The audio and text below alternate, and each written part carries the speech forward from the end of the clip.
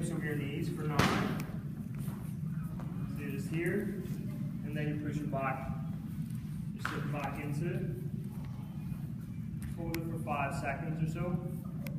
Same thing, come forward. So your hips are over your knees. Slide them out another inch.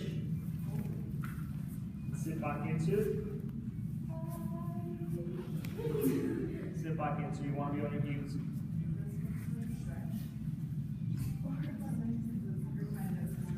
That's what you're trying to stretch. Done. Arch your back. Go back arch. Around this side. Back. There you go. Michelle, you get Katie. You get Katie.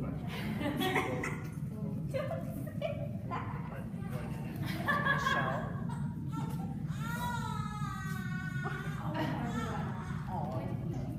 Alright, come forward. No, he was Or a little wider. correct.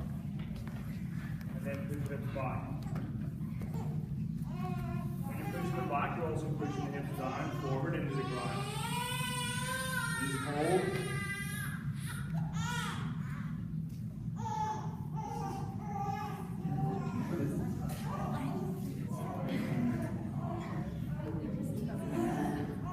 Okay, come forward.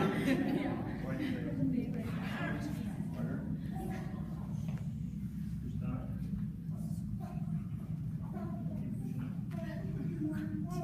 Okay, you all need to arch your backs. You're all got round backs. We don't want to.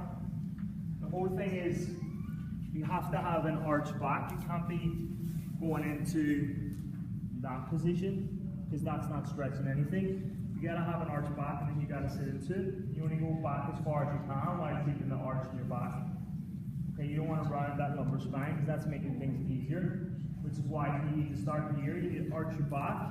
When you're in that position, only go back as far as you can while keeping your back arched. The second that pelvis starts to round, you've lost the stretch and you're done.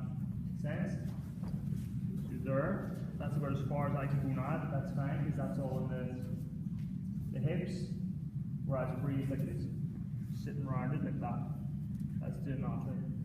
So get out, arch your back, and then when you come back, you may only be able to come back from there, that's fine.